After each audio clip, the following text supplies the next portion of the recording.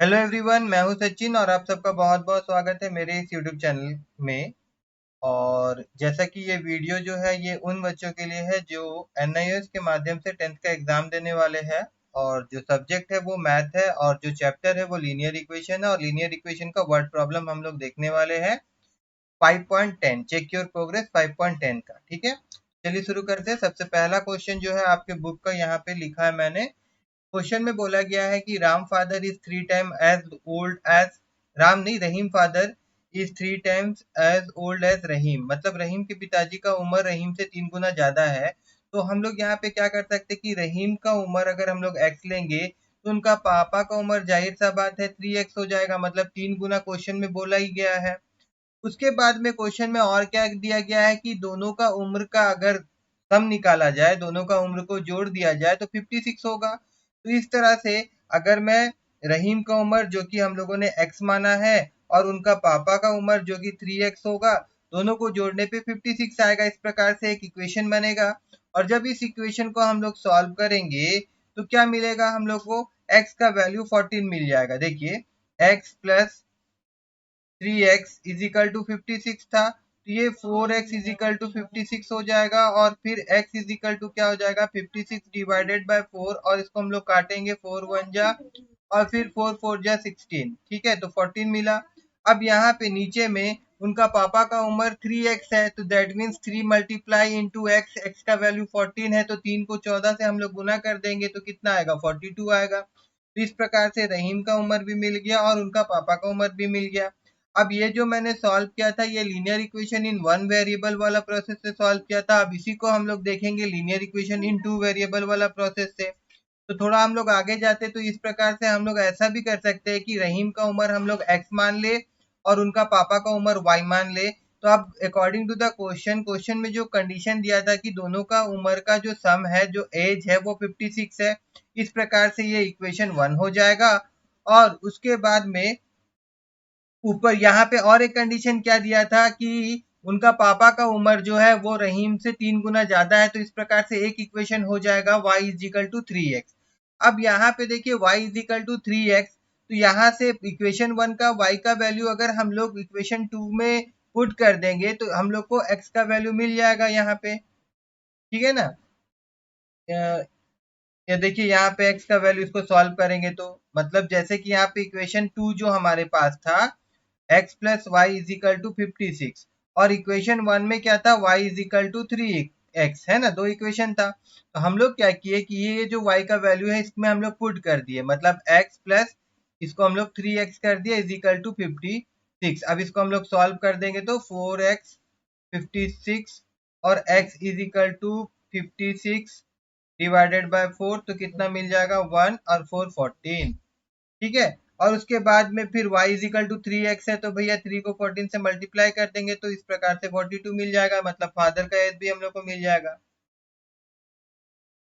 उसके बाद देखिए क्वेश्चन नंबर 2। क्वेश्चन नंबर 2 में क्या दिया गया था? बोला गया था रीता के पास में 18 मीटर का क्लोथ है, वो इस कपड़ा को इस प्रकार से काटी कि एक जो पीस था वो दूसरा से 4 मीटर लॉन्ग था। मतलब मान लीजिए कि एक पीस वो x मीटर काटी तो दूसरा मीटर कितना लॉन्ग होगा? x प्लस 4 होगा। तो इस प्रकार से यहाँ पे पहला कट जो था वो मैंने x ले लिया और दूसरा कट जो था वो मैंने x प्लस 4 ले लिया।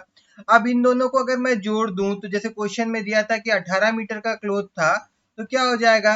x और x प्लस 4 दोनों को जोड़ने पे कितना मिलना चाहिए? 18 मिलना चाहिए। अब इसको सॉल्व करने पे x का वैल्यू कितना मिल गया? 7 मिल गया।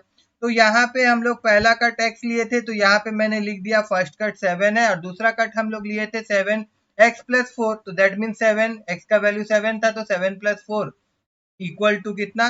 11। इस प्रकार से इसको हम लोग सॉल्व किए। ये जो सॉल्व किया हम लोग linear equation in one variable way से। और उसके बाद यहाँ पे मैं टू वे मतलब लीनियर इक्वेशन इन टू वेरिएबल की तरह से भी इसको सॉल्व करके यहाँ पे दिखा रहा हूँ। एक को हम लोग x ले लेते एक पीस को, और दूसरा कट को हम लोग y ले लेते। और पहला इक्वेशन क्या बन जाएगा? बोला गया था कि दूसरा जो पीस है वो 4 मीटर लॉन्ग है, तो इस प्रकार से y equal to X plus 4 हो जाएगा पहला इक्वेशन। और दूसरा क्या होगा कि अगर दोनों पीस को जोड़ दिया जाए तो पूरा क्लोथ का जो लेंथ है वो 18 मीटर लॉन्ग है ना, तो वो 18 आ जाएगा। अब ये दोनों इक्वेशन को हम लोग सॉल्व करेंगे तो हम लोगों को x का वैल्यू और साथ ही साथ y का वैल्यू मिल जाएगा। ठीक है, उसके बाद देखिए क्वेश्चन नंबर 3। क्वेश्चन नंबर 3 में क्या दिया गया था, बोला गया था कि ये टोटल ऑफ 5000, सॉरी कितना है 50,000 is to be distributed amongst 200%, मतलब 5000 डिस्ट्रीब्यूट करना है 200% में। तो बोला गया प्राइस, प्राइस जो था वो 500 का नोट और 100 का नोट है। अब बोला गया find the number of each types of a price. तो मैंने यहाँ पे क्या किया है, let the first price distributed be X, मतलब पहला प्राइस जो है वो मैं यहाँ पे ले लिया हूँ कि टोटल नंबर जितना था वो एक्स हो सकता है, तो 200 में से एक्स बंदा को पहला टाइप का प्राइज मिला। ठीक है, और दूसरा जो बच गया वो क्या होगा, 200 से अगर एक्स हटा देंगे तो उसको सेकंड टाइप ऑफ प्राइज मिलेगा। अब यहाँ पे नाउ प्राइस इज आइदर 500 रुपया और 200 रुपया का नोट है, 500 रुपया का नोट या फिर 200 सॉरी 200 नहीं 100 रुपया का नोट। तो यहाँ पे मैं क्या कर रहा हूँ, देयर फोर 500x, मतलब ये जो पहला जो पार्ट है ये हम लोग क्या पकड़ के चल रहे हैं, ये 500 रुपया का नोट है। और दूसरा जो टाइप है वो हम लोग क्या पकड़ के चल रहे हैं, 100 रुपया पकड़ के चल रहे हैं। ठीक है, इस प्रकार से यहाँ पे जो टोटल नंबर ऑफ नोट्स निकलेगा वो क्या होगा, 500 को x आदमी के साथ मल्टीप्लाई करना होगा और 100 को 200 माइनस x के साथ मल्टीप्लाई करना होगा, तब जाके टोटल सम जो होगा वो 5000 आएगा। अब इसको सॉल्व अगर हम लोग करेंगे पूरा, देखिए पूरा सॉल्व करने पे x का वैल्यू जो होगा वो मिलेगा हम लोगों को 75। इसका मतलब कि 75 बंदा को 500 रुपया का नोट डिस्ट्रीब्यूट किया गया है। और उसके बाद में अब दूसरा इक्वेशन में क्या था, 200 माइनस एक्स, तो 200 माइनस 75 अगर हम लोग कर देते तो 125। तो सेकेंड टाइप प्राइस डिस्ट्रीब्यूट जो हुआ था वो कितना बंदा को हुआ है, 125 बंदा को हुआ है। तो वो मतलब कि 100 रुपया का नोट कितना बंदा को दिया गया है, 125 बंदा को दिया गया है। ठीक है, और इसको हम लोग दूसरा तरीका से भी देख लेते हैं। हम लोग ऐसा भी मान के चलते हैं कि एक्स बंदा को 100 रुपया का 500 रुपया का नोट मिला हो और वाई बंदा को 100 रुपया का नोट मिला हो। तो इस प्रकार से अगर दोनों का सम अगर निकाला जाए तो देखिए एक्स प्लस 2, मतलब ये बंदा सब है। टोटल कितना बंदा था, 200 बंदा था। और उसके बाद में नोट्स को अगर निकाला जाए तो भैया 500 का नोट जो डिस्ट्रीब्यूट हुआ था वो एक्स आदमी में और 100 का जो नोट था वो वाई आदमी में। तो दोनों को अगर हम लोग प्लस कर दे तो टोटल 50,000 आना चाहिए। इस प्रकार से हम लोगों को यहाँ पे इक्वेशन और इक्वेशन 2 मिल गया। अब इन दोनों इक्वेशन को हम लोग सॉल्व करेंगे तो हम लोगों को x का वैल्यू और y का वैल्यू मिल जाएगा। उसी प्रकार से देखिए एक क्वेश्चन यहाँ पे दिया गया है कि ए पर्स कंटेंट 2500 इन ए नोट। ठीक है, पर्स के अंदर में कितना रुपया है, 2500 रुपया है। और यहाँ बोला गया है डिनोमिनेशन ऑफ 100 एंड 50, मतलब 100 रुपया और 50 रुपया का नोट है उसके अंदर में। अब यहाँ पे बोला जा रहा है if the number of 100 rupees note is more than one more than the 50 rupees, मतलब कि एक ज्यादा है, 100 रुपया का नोट जो है, if the number of 100 rupees note is one more than 50, मतलब जितना 50 रुपया का नोट होगा उससे एक ज्यादा 100 रुपया का नोट है। ठीक है, अब इसको मैंने कैसे किया, देखिए यहाँ पे 50 रुपया का नोट अगर एक्स होगा तो जाहिर सा बात है 100 रुपया का नोट कितना होगा, उससे एक ज्यादा, मतलब एक्स प्लस 1 हो जाएगा। अब यहाँ टोटल नंबर ऑफ नोट जो दिया गया था वो 2500 है, तो बस सिंपल सा बात है, यहाँ 50 रुपया इंटू एक्स करेंगे और यहाँ पे 100 रुपया इंटू एक्स प्लस 1 हो जाएगा। देखिए ये चीज को गौर करिए। ठीक है ना, तो टोटल निकलेगा आपका 2500। इसको जब हम लोग पूरा सॉल्व करेंगे तो x का वैल्यू मिल जाएगा हम लोग को, x इजिकल टू 16।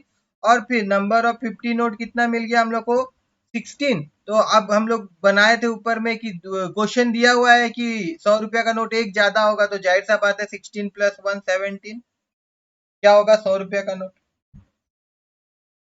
उसी प्रकार से अगर हम लोग इसको टू वेरिएबल में देखेंगे तो चलिए ऐसा भी कर सकते हैं कि 50 रुपीज का नोट एक्स है मान लेते हैं और 100 रुपीज का नोट वाई है मान लेते हैं। तो इस प्रकार से देखिए क्या बोला गया था कि 100 रुपीज का नोट जितना भी होगा वो किससे एक ज्यादा होगा, 50 से एक ज्यादा होगा। तो इस प्रकार से इक्वेशन बनेगा x is equal to X plus 1, पहला इक्वेशन।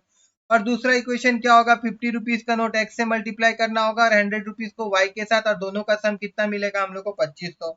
इस प्रकार से दो इक्वेशन बन जाएगा और दोनों को हम लोग सॉल्व करेंगे तो फिर एक्स और वाई का वैल्यू हम लोग को मिल जाएगा।